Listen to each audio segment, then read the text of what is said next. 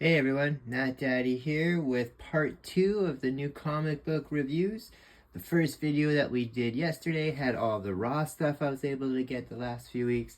That was a challenge with the diamond shipment screw ups and the Canada Post striking that. So put those all together yesterday, and then today we have part 2. This is all the stuff I've managed to get digitally. So between the two of those, and hopefully by whatever I can get next week that comes in, we should be all caught up to date. And then hopefully by the new year we can start off fresh and cover the new books like we did in the past. So let's jump into what I have digitally here. First up, we have the Absolute Batman #3. Just like everybody else, I've been really enjoying this series. Kind of a different take on the the Dark Detective there. Been enjoying it so far. Neat artwork. A lot of it is kind of absurd, just the machines and the physics and all the just how Batman and Bruce is so big in that. But it is kind of neat how they have all the same characters, but have put them in different scenarios for this new series. So been enjoying in that, and if you haven't been reading in that, then you're one of the few people that hasn't. Following up with that, we have the Absolute Wonder Woman. Again, another great series. A lot of people liking that. Like the artwork in this as well. Neat take here how Wonder Woman is a princess out of hell instead of a princess of Amazons and that. So that's kind of cool too. Like I said, I do like the artwork in here. Kind of neat in there as well too. So been really enjoying in that. And again, most people have been reading that, enjoying that as well too. Got a couple issues here of the Spider-Man series that's going on now. We have this issue and issue 63 here. Reading those because I am a Spider-Man fan, but not really enjoying this so far. This is the new arc after the Zeb Wells stuff.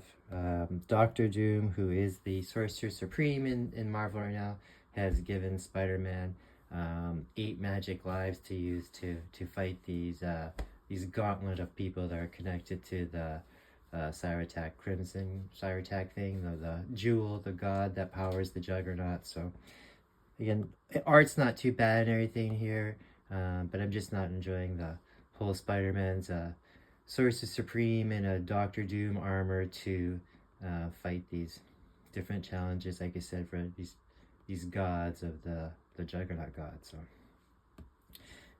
the 8 deaths of Spider-Man, it's called. So all right.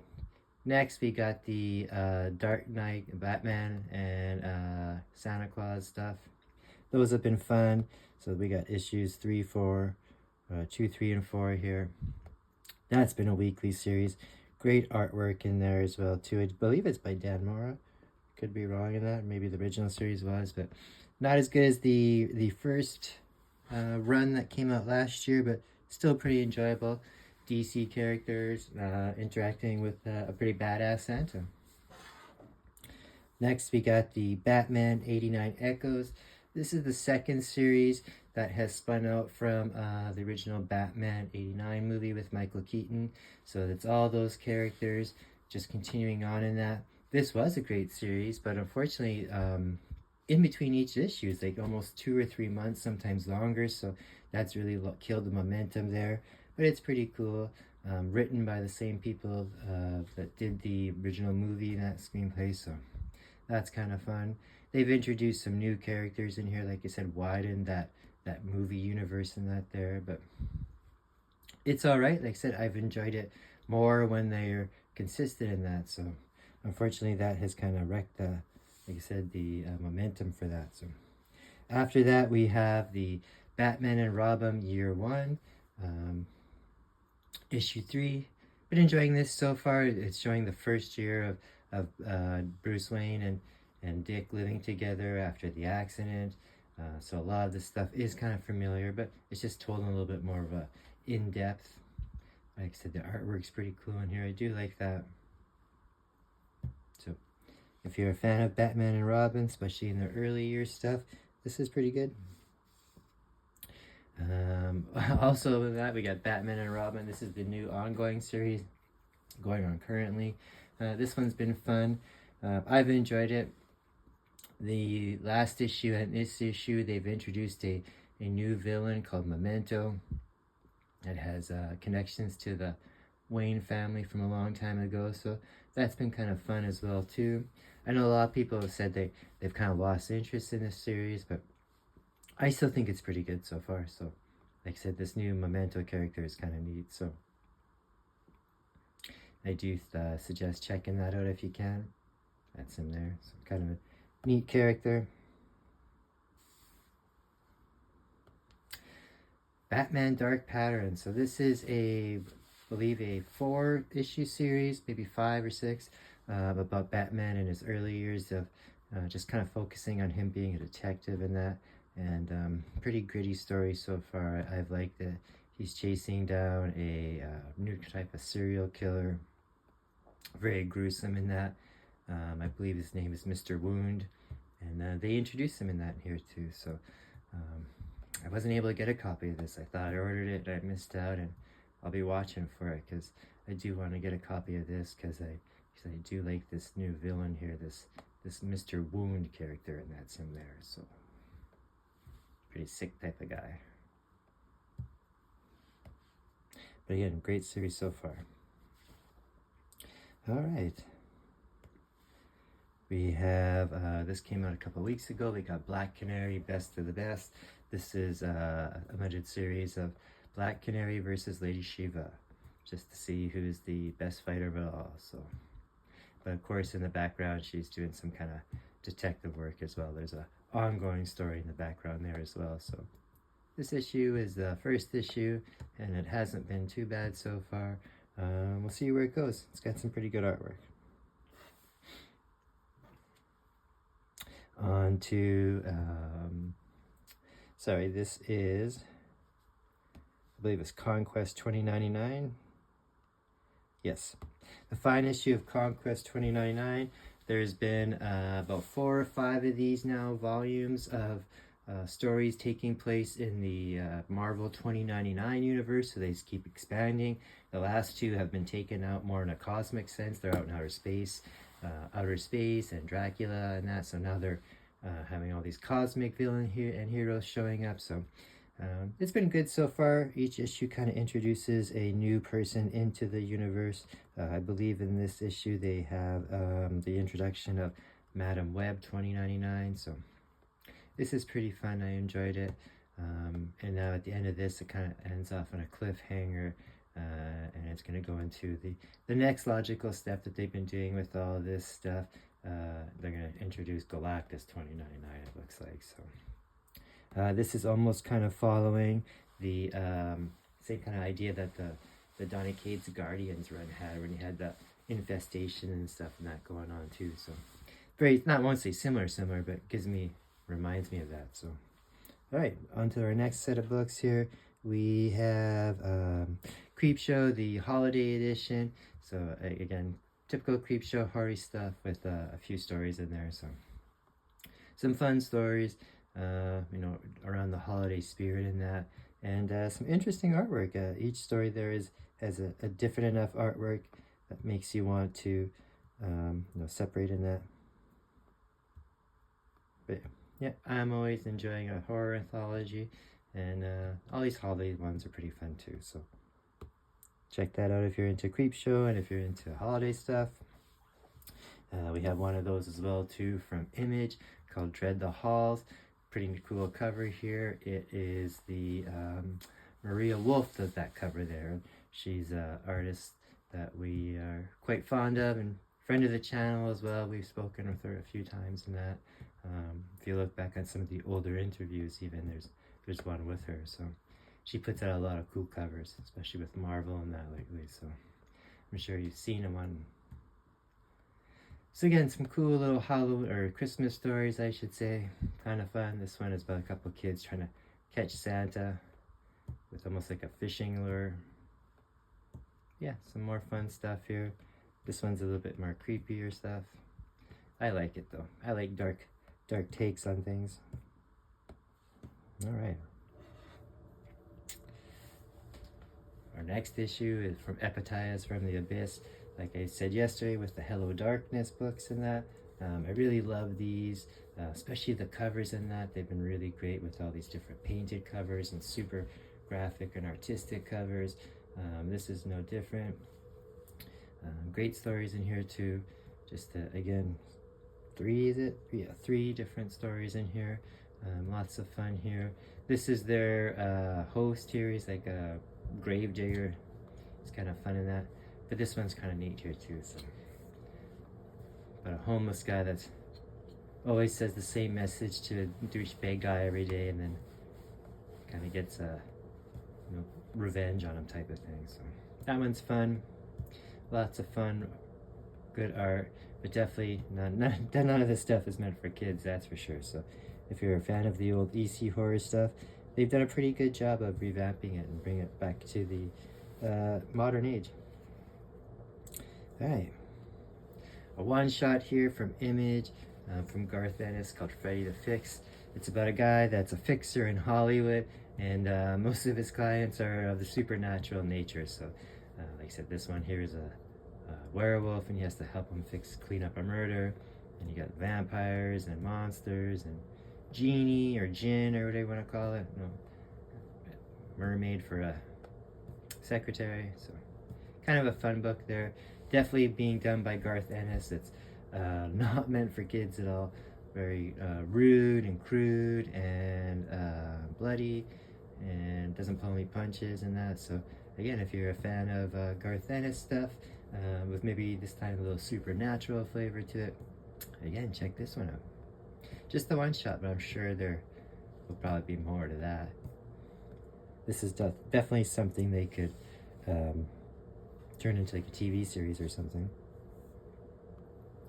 Second issue of G.I. Joe from the new reboot series from the Energon universe. They had the limited series stuff beforehand, and now that all kind of combined into G.I. Joe here. Pretty good. I've been enjoying it so far. Yeah, it's still so much going on, so many things left that we don't know what's happening. Spoiler if you didn't see last time, Rock and Roll got killed in that. So we see that they are dealing with that whole crisis of the Energon stuff and these transformers from outer space and that. So lots of fun stuff there going on. This book is definitely not for kids, I would say, and it is similar enough to the original stuff that us old-timers will like it, and different enough that younger people get into it because it's been totally updated with, I won't say new characters, but some new characters and definitely some new takes on things. So if you haven't been checking out the G.I. Joe stuff yet and Transformers stuff, definitely do. It's been great. From the Ghost stuff from Image, which is all the Jeff Johns stuff, it's been great. All their line of the books and the new stuff there has been great. I've been quite happy. Hyde Street is kind of a collection of, again, I would say a collection of almost like Ice Cream Man, another anthology type series, except everything takes place in this neighborhood called Hyde Street. The two main characters we've come across so far is Mr. X-Ray, and the first book was about him, and the second book is more about this other character, which is a young guy that's like a Boy Scout character, and he's obviously super evil and that. So yeah, that's been a fun one as well too. So but this town where stories happen in this town around this Hyde Street area, so kind of horror stuff. So that's been really fun as well too, from Ghost Machine. From Boom this week we have In Bloom. This one is kind of fun. It's about modern times where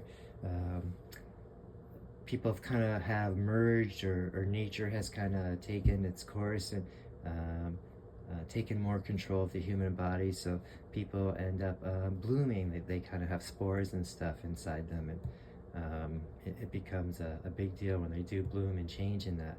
They're kind of held to a higher value in society in that. And some people are still against it in that too. So, but again, it's kind of neat. Makes me think of like a Stephen King story that was out, I remember reading, where big spores and that take over people. So, and they bloom and it kind of mutates them in that. So, but and the society is just trying to become more and more into that. So, and some people still don't trust it in that. So, kind of neat there. Obviously we can see that not everything is as it seems, and there's more to the story, so definitely check that one out as well too. Gotta have an Archie book in there because I like Archie. Every year we have the Archie annuals. This one is the Josie one. New story in there with Josie and the Pussycats, and with Serena, involving her new enemies, that Mother Witch lady and the Amber Nightstone and that there. So fun story there. New story in the beginning, and then of course you got some older ones in the follow-up there. So always a huge Archie and Josie and Pussycats fan.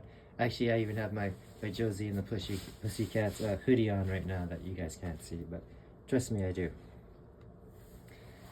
Alright, from DC, this came out a couple of weeks ago. We've got Justice League Unlimited, kind of the launching off of the new Justice League, which pretty much involves every superhero in the DC universe who wants to be in the Justice League, and it shows them in their new satellite and how everybody's working together in that. So that's where this is jumping off point for that new part, that all in DC stuff. So yeah, pretty good so far. People have been enjoying what DC's been doing lately. This is from Image this week, Motherfucking Monsters. Lots of fun with this book here too. This is just the cover A. Hopefully when they do come into the shop, I'm able to get the B covers that I ordered from Lua Today, because they were kind of hot looking. Not hot and sexy as they usually are from Lua Today, just kind of cool in that. This is about a black nerdy kid starting off in college, and he's having to deal with this kind of obnoxious frat, and turns out this frat is into like is actually like a cult for like the undead and that, so kind of fun.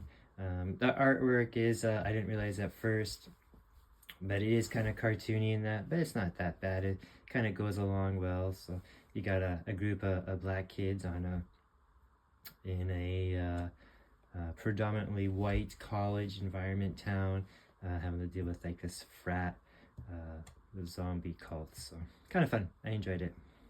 Don't take it too seriously like it doesn't as well. So kind of fun there. Next, we from Dark Horse Comics, we have issue 3 of Seance in the Asylum. I enjoyed the first couple issues.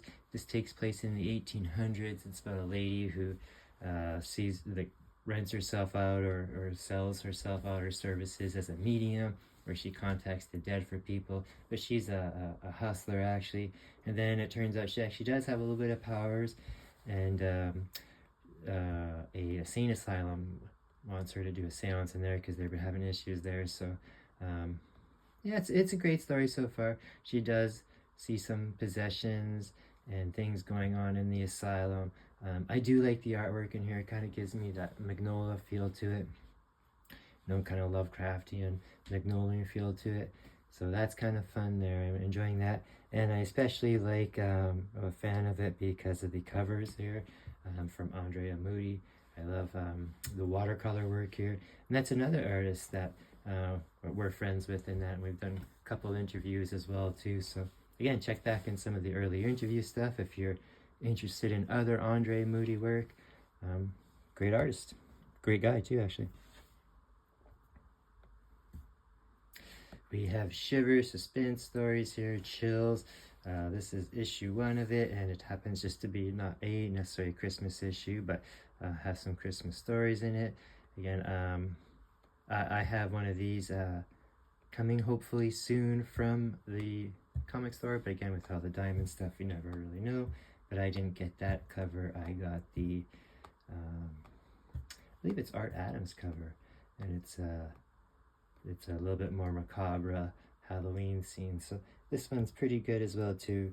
Few stories in here, and again, all holiday themed as well. Just trying to see if in the issue here if it actually has the other covers. Sometimes it does, sometimes it doesn't. It does not look like it, which is unfortunate, but I'll show it to you guys next time when I do get it, because like I said, I'll show all the raw books eventually. From Dynamite, we have Space Ghost. They've had all these great Alex Ross covers in that. Yeah, Space Ghost has been good so far. Total reboot. Goes back to the original basic Space Ghost stuff where he was like this caped Avenger in space, saving people, not being a hero. Has the two young kids with him, kind of like his wards. He's not a super friendly guy. He kind of has like a Batman, Bruce Wayne personality. The Space Ghost himself is kind of like a Punisher. He's just no fooling around. So again, it has a lot of the old stuff in it with the old villains in that, but just definitely done in a more mature, darker, adult way, like they do for a lot of stuff nowadays. Kind of like how they Batman the Dark Knight. They've Dark Knight Space Ghost up here. So been all of the books have been great so far in that. This is kind of a series that's not been getting a whole lot of recognition, kind of flying underground or flying under the radar. But it's been really enjoyable. Check it out if you can. I think there's been a trade paperback of the first 6 issues. So great artwork, great story. Space Ghost. Not to be confused with like the Space Ghost of the 90s where he was like the talk show host, all cheesy and that. So issue of Spider-Man, Spectacular Spider-Man number 10. I've been reading these just because I am a Spider-Man fan. This is a team-up series of both the Spider-Man, Miles and Peter Parker. It's been pretty fun. They're currently fighting both the Electros, the female and the original one, to see who can actually get to claim the moniker of the true Electro. So it's okay. It's nothing super special. It's nothing super bad. It's just okay. So if someone's enjoying being a Spider-Man fan, whether old or new Spider-Man fan of Miles, or the current Peter Parker, that's definitely one for you. Good for the stocking stuffer for kids. From Mad Cave, we got the 2nd issue of String. This is a fun series so far. You can see the blue line all around that lady there. She has this ability that she sees connections to people. So the blue line, I believe it was, if connections to people you've been murdered or have murdered. And there's a pink line or a red line she can see as well too, where it's connections that people have slept together. So she sees this all the time, and she's kind of got like a mystery going on as well. So fun book. Like I said, I've enjoyed the artwork on it, and yeah, definitely a mature book and that, but it's fun. So this kind of like how in that movie with Bruce Willis where the kid sees all Sixth Sense, where the kid sees dead people all the time. She sees these strings and their connections to people. So, and she's involved in this mystery right now. So, kind of a fun book. I like it. That one kind of flew under the radar too, and I know people couldn't get that first issue. We had somebody that watches these videos or follows the Nat Daddy page ask if I could find them a copy, and I actually did do that. So, issue 5, the new Turtle series. It's been good so far. It's 5 years after the last series ended, and the first 4 issues were all about what each of the turtles have done individually at those times. And now issue 5 here is about Casey Jones and what's going on in New York. So introduces what's the current political situation in New York, and then this one guy that's gonna kind of run it all is the DA, and introduction of Bebop and Rocksteady again, and then introduction of Casey Jones taking on this kind of corrupt New York politician guy. So lots of fun there too if you're a Turtles fan. Again, it's building on that new I won't say new universe, it's the same universe, but building onto what's going on, continuing on that story. From Distillery, all the Distillery books are those large magazine-sized ones. So this one is just currently in the comic book size, but this one's a fun here too. James Tynion, one of my favorite writers. Like the artwork in here too. Very, very colorful and that fun. It's about this woman here. She just kind of shows up every once in a while in this other girl's life, and they're together for a little while, then she disappears in that again and keeps doing this for years in and out of her life. This woman here is actually some kind of assassin, so she kind of disappears in and out of her life in between jobs and that, and we don't really know too much about her, and eventually this comes to bite this girl in the butt. So great work, lots of twists and turns as you expect from a James Tinian book, but I'm really enjoying this so far. So, and again, same thing, once I get my physical copies of this, I'll show you the covers, because again, another 2L Lotte cover, that one is pretty hot in the sexy way. So from Mad K, we have issue 2 of Hexiles. This has been a book by Cullen Bunn, quite fond of his work here. It's about 6 kids. Nobody knows each other up until this point, where they're contacted by a lawyer that apparently their father has died. None of them knew their father, and apparently he's like a demon almost. I can't remember if he's the devil or not, or someone like the devil. So, and now they've all been connected because of his death, and they're all having to, try to. They're being forced to meet and get together, and they're not sure why yet. So there's more of that story building there. So kind of gory, lots of supernatural stuff going on, because like I said, they're all kind of part demon. So cool artwork. Go from there.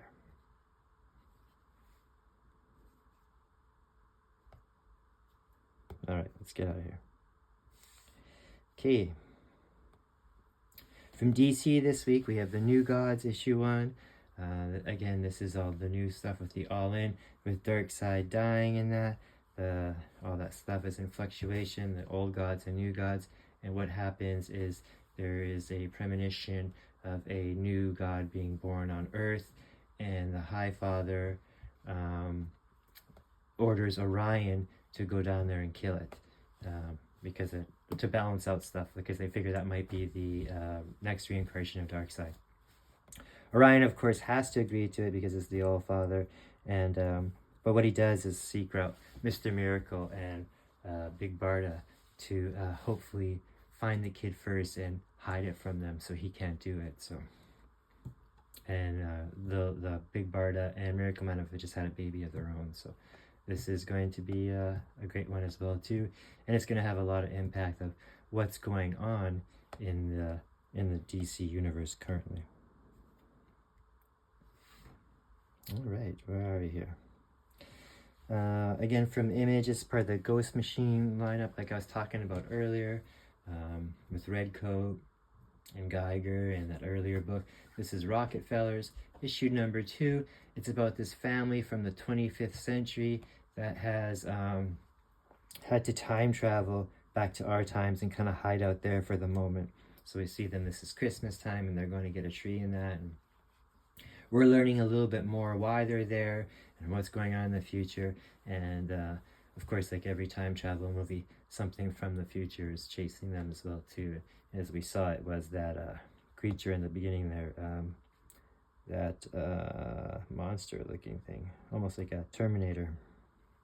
So that's what's after them. So, and it seems like the dad is some kind of crazy scientist as well, so I'm sure that ties in there as well.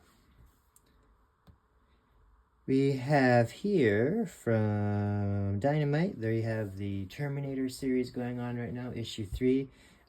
These have been fun. It's just each issue is a Terminator in a different time era. This one takes place in Vietnam. I guess the first part of the story actually took place in the last couple of pages of the last issue. So now this guy is in Vietnam during the war, and he has this Terminator chasing him, and he's having to deal with that. So again, pretty cool. Lots of great artwork, lots of great action, and yeah, it's just Terminators in different time periods so far. So I'm not sure if later on in the series they'll all link up for a certain reason, or the stories will jive or connect, but so far it's been pretty fun. Another Christmas book here from Disterly. So again, this would be the large magazine size, and it's just a lot of really kind of dark and warped Christmas tales. Some having cooler Like this is cartoon artwork about a couple of goblins and a witch. They're hiding from Santa because he's a mean person. So that one's kind of cute and fun. And then you get some darker ones as well too. So again, this one here is 75 pages, so that's a lot. But these ones tend to be $10 as well, because being the magazine format. So again, another James Tynion one. Good stuff there. All right, the Thundercats books. Much like I mentioned with the Sectors and all the other 80s reboots, G.I. Joe, Thundercats, so many of them now. Been really enjoying the Thundercats stuff.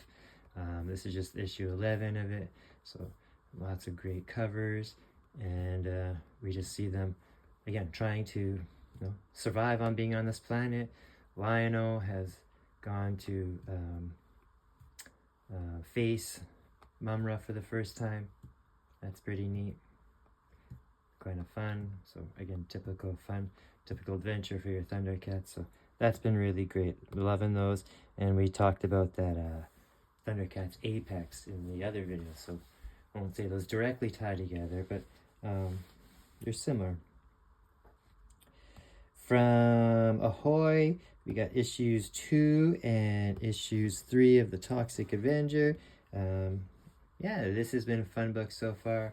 It is kind of silly art.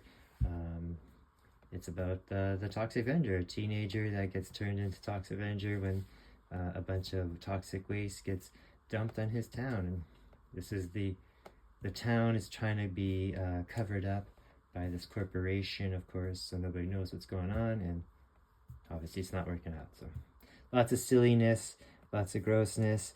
And I know for some people they're not really especially liking the artwork in this series, but yeah, it's the Toxic Avenger. You can't take it too serious. So those have been fun so far as well. Again, much like we were talking earlier with the other reboots of stuff, Transformers, part of the G.I. Joe Energon universe, those have been all great as well too. So next issue in here. There's always stuff in here that kind of surprises me that happens every time. Much like the G.I. Joe one, it's somebody dying or somebody doing something uncharacteristic but fits into the story. So those have been very great, especially artwork and story-wise. They've been killing it. Got issue 12 of Ultimate Spider-Man, Christmas issue. Not much Spider-Man stuff going on in this issue besides it's just taking place with those characters, but this is a Christmas issue. It's a story of families getting together and having to deal with their shit and their family issues and fights during Christmas time. That's basically what it is. So, with a little bit of a twist at the end. So that was kind of cool there, but it still fit in there nice. I didn't mind it.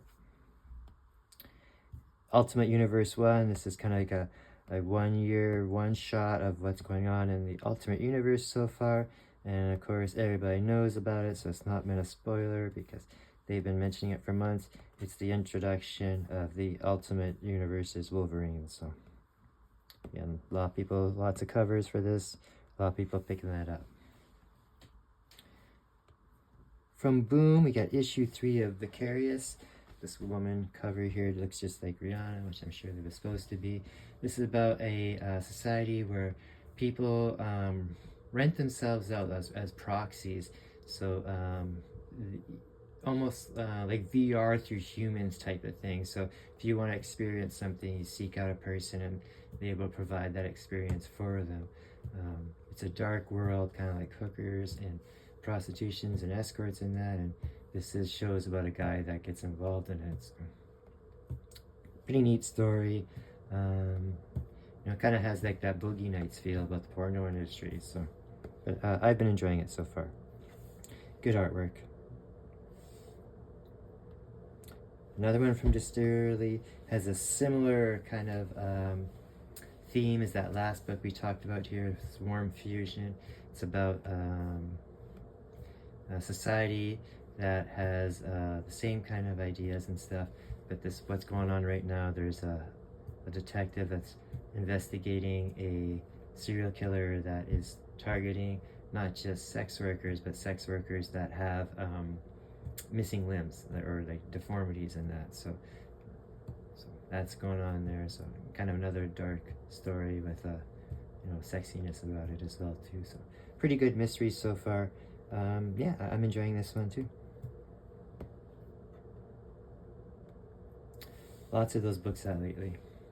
And lastly, we have Friendly Neighborhood Spider-Man 1. This is a prequel to the new animated series that's starting up pretty soon. So this is basically just another version of the origin story. Some of it's similar, some of it's a little different or updated in that. I don't have much of an opinion on it. It's a new Spider-Man story. I guess we'll see if it's good when the new show comes out, but this is alright. I've seen this done like 1,000 times. Spider-Man is my favorite, so I've seen every kind of incarnation that they've ever put out. And this just seems like to be another one, and we'll see if it actually turns out to be good or not, but artwork's alright.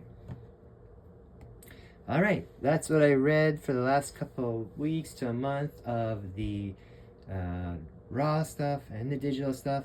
Like I said, hopefully in the future we can do it where it's not all like this and won't be as long. It'll be right in its regular segments each week. But appreciate you guys for sticking around. Hope you saw something new that you might want to check out, because that's what it's all about. Take a moment to like, subscribe, share. Talk to you all later.